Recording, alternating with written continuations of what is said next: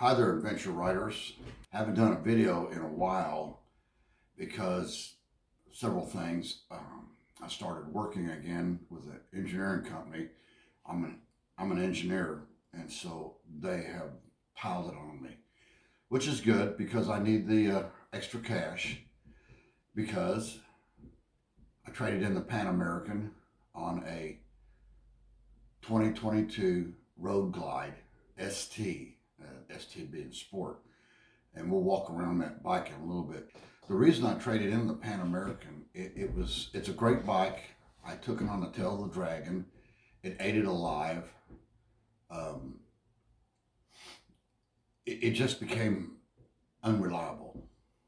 Harley has to work out some bugs in that bike.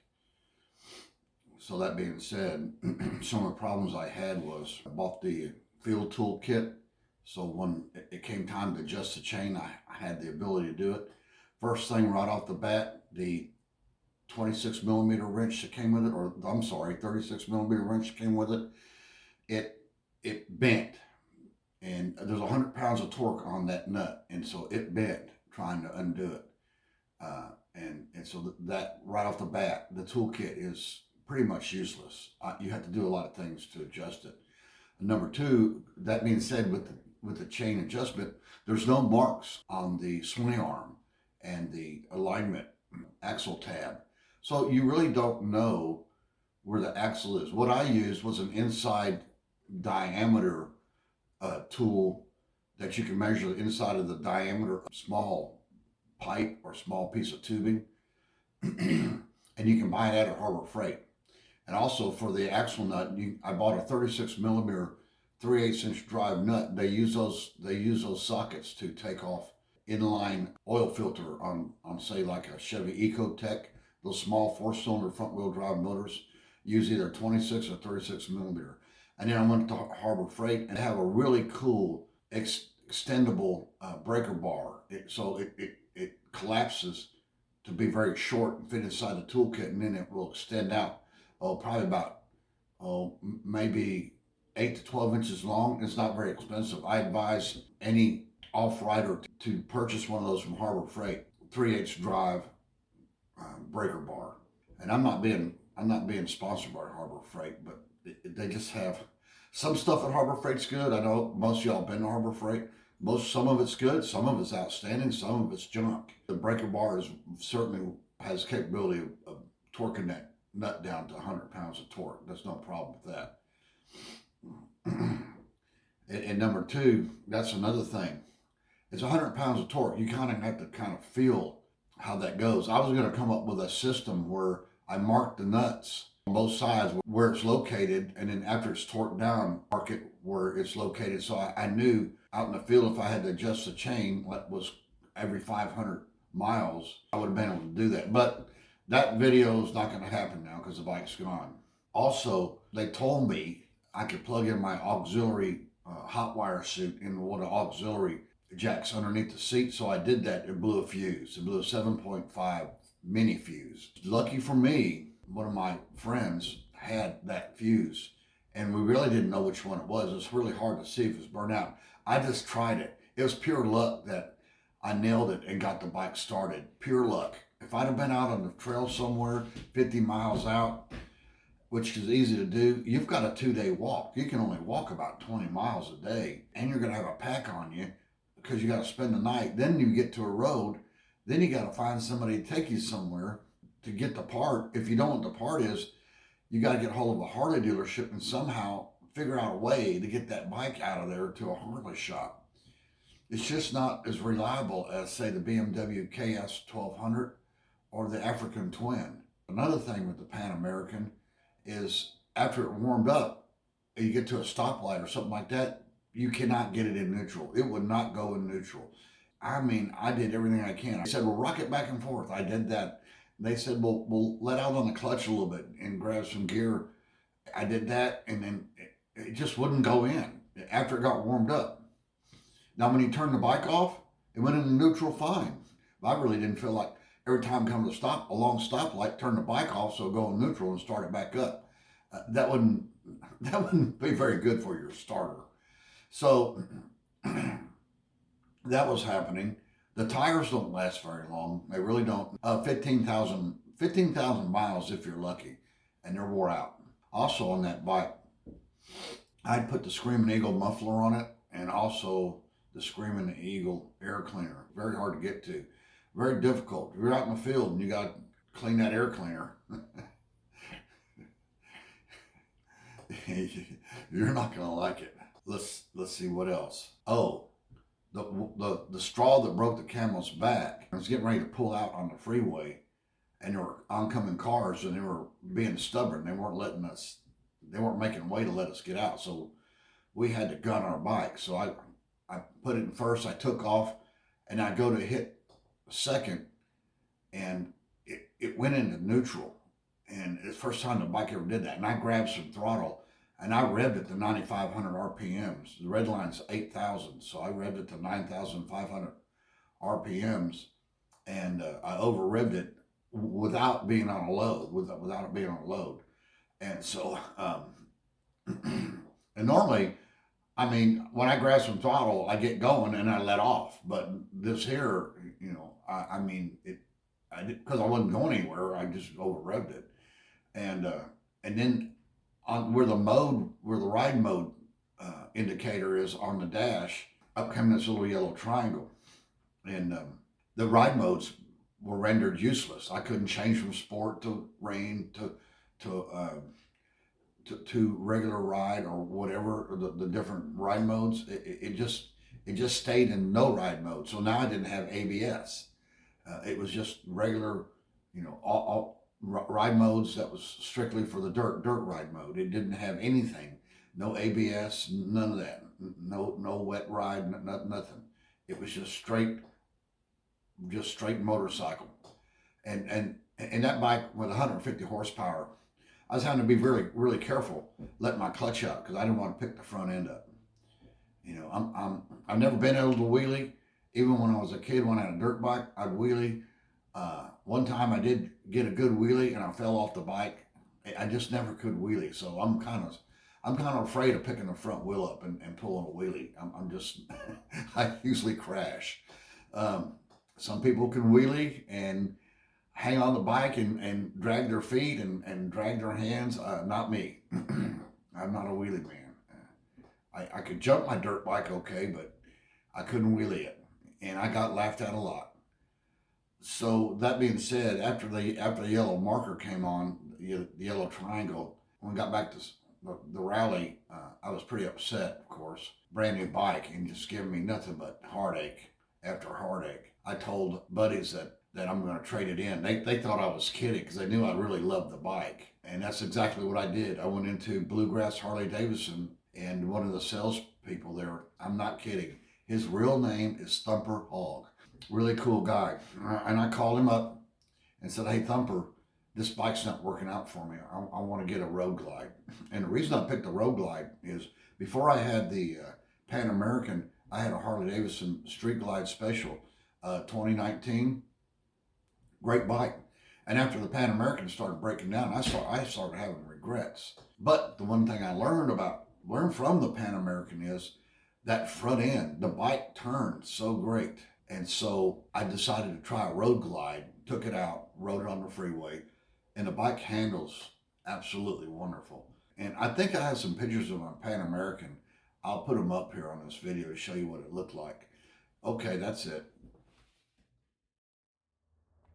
But traded my Pan American in on this. This right here. It's a 2022 Street Glide, Road Glide, sorry. It's a 2022 Road Glide ST. ST means sport.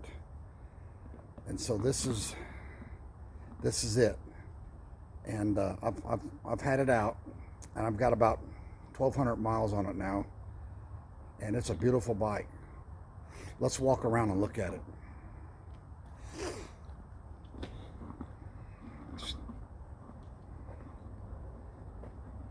I like black. I like gloss black. Two reasons. It's a classic Harley color, and number two, I'm a logical type of person. And number two is gloss black is gloss black. There's only one shade of it, really. Rust-Oleum, DuPont, other people, it all seems to be the same color. You can see the mileage on it. Can you? Can you see? There it is. There's the mileage. It's all the same color. And so if you get a scratch on it, it's easy to fix. Well, I can fix it.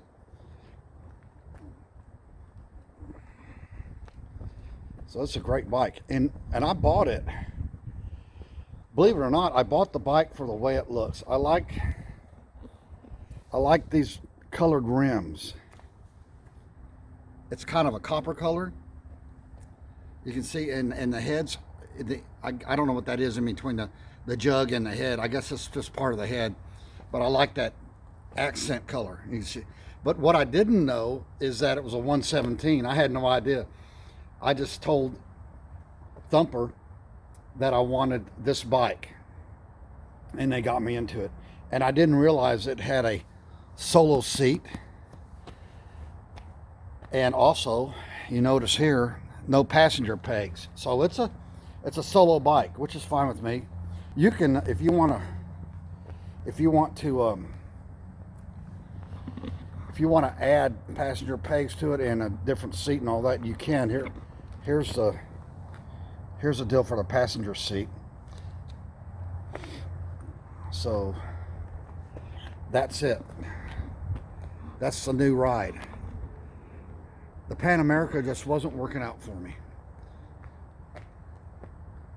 And so this bike's gonna, I already got a Clockworks for it. The windshield for it, the windshield on it is real low, and you get a lot of wind. Also, right through here, they used to be able to block that off, but you can't anymore. See right here, right there, the air flows up through there. So in the summertime it's a cool bike, but in the winter it's pretty it's windy. It's cold. Bundle up. It's still a great bike. And I used to have a before I bought the Pan American, I had a 2019 Street Glide Special, and I liked the bike a lot. It was hard for me to trade that in on the Pan American, but I learned from the Pan American that the Batwing is heavy. Now the Street Glide, I had it up to 85, and when I started getting in the 90 area, 90 miles an hour, it wobbled. It had some shake to it. It just started to get unstable. This bike here, I've had it 90, 95 already, and it's very, very stable. No problem. I could probably do 100 on it. I don't do that all the time, only if I have a free, clear freeway and I can see it's straight, and I can see way ahead on a very clear day like today. As long as the conditions are right, yeah, I'll go fast and there's no cops around. Then there's that. I'll get caught one day. I just will. I know I will. So let's start it up. I'm not going to do any. Oh, I did add these. I added these. I crashed my Street Glide, and I had these crash bars on here. It came with these, and I added those. I added those. And I added these. I like these wheel nut cap covers. It keeps that nut from getting all rusty and everything. So that's what I've added so far. I have a luggage rack in the back. I'm adding, and I'm also going to add these Pro Beam lights right here, and I'm going to do a video on that. So let's start it up.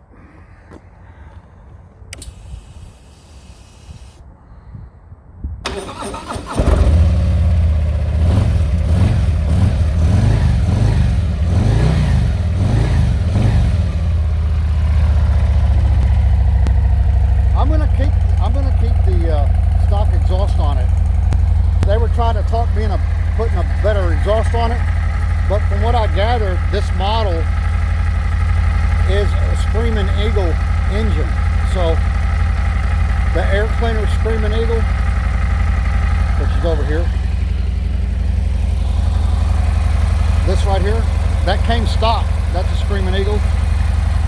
Inside the engine, Screaming Eagle, bearings and stuff like that. So these slip-ons right here, they're Screaming Eagle. So why change them out?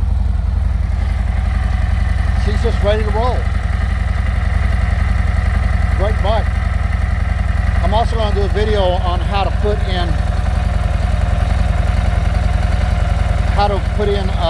it's pretty easy for a heated suit. I have a wiring harness for my heated suit. So that's it. That's the bike. If you have a street glide and you've never been on a road glide, don't do it, because you're going to trade it in. The road glide handles and rides quite a bit, I think, better than the street glide. It's a little bit windier. See, your hands are out in the open. It's a little bit windier, but the handling of the bike, it's the best Harley has. I'm not kidding. And don't get me wrong, the Pan American is a good handling bike too. I took it on the tail of the Dragon, and it ate it alive. But as far as reliability, the Pan America, I've had all kinds of problems with it. So it's just not a reliable bike, not like this. Okay, that's the end of this video.